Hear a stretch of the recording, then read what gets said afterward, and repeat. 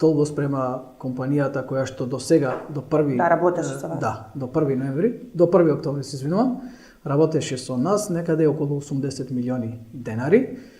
И покрај тој долг морам да напоменам дека од 1 февруари сум назначен за ВД директор на јавното предпријатие и го презедов јавното предпријатие со една вака, да речем, прилично висока сума на долгови во износ некаде од 5,1-5,2 милиони евра долг наследен на јавното предпријатие.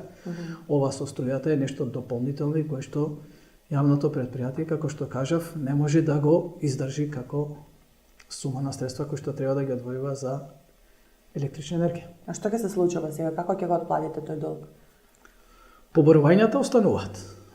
Не се сложувам со констатацијата, често вака нисколарите се зборува дека не е страшно, не може да ги исклучат пумпите, водоснабдувањето е обезбедено. Да, во ред се сложувам дека заради законските прописи во нашата држава, можеби не може да ги исклучат пумпните станици, меѓутоа овој долг кој што се натоложува, некој треба во иднина да го плаќа. Да.